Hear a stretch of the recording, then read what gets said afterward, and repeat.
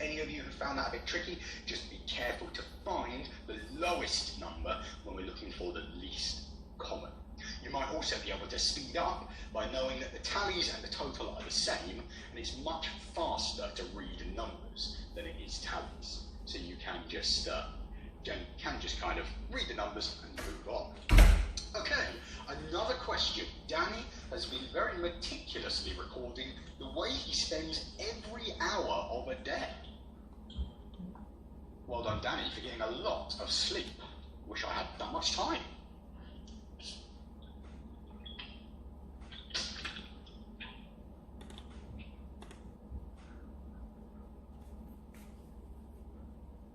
I'm going to give you 45 seconds for this question, so we're about halfway through.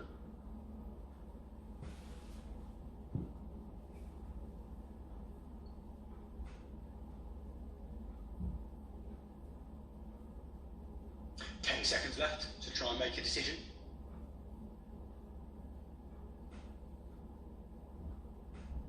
Okay, I'm going to end there. Well done, lots of votes coming through. In fact, we hit the 80% mark just in the last moments. So here we can see again, this table is simply duplicating information in the tally and total column.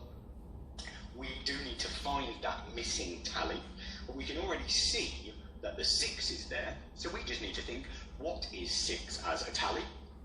We know that with tallies, we always have them grouped into 5s with the 5th diagonal to show that it's a group.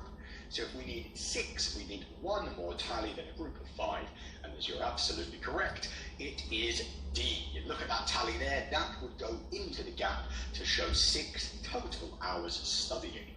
Well done, Danny, getting loads of sleep, eating well, studying a lot, getting some exercise in biking, and still having time to play as well.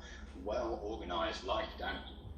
Okay, let's have a look at another, in fact, we're not looking at another question yet. We are thinking about tables with more information. So if we go back to the previous question, we just had information, number, and that was that. But this table has got 2 sets of information on each side. So we can see that just as I showed you earlier, let me get the arrows back out again, that along the top we have these headings. We've actually got headings on the left as well now. And these are categorizing different information. So we will need to cross-reference at different points. This one, quite a nice table, it's given us totals on the right-hand side and along the bottom. So we can look down each column and I can see individual purchases of pizza. So if I look at this column here, I can see, okay, how many places or how many houses ordered pizza? I can see that in a 6-month period, house A, change to a line, house A ordered pizza 17 times. House B ordered pizza just once, maybe not a big fan. I don't know how many house C ordered yet, but I do have all the information I need to be able to work that out. But I can also see that the total number of pizza takeaways that were ordered by the street was 24. And so if I know that 17 was ordered by house A, 1 was ordered by house B, that's a total of 18, the remaining amount would be the difference between 24 and 18, which I would know is 6. I'm just going to scribble that in there. Oh, sorry, wrong box. I'm going to scribble it in there to show that 6 times is the number that house C ordered pizza. We can continue this process down the line, and we can look towards the next column and we can see that house A ordered Chinese 5 times.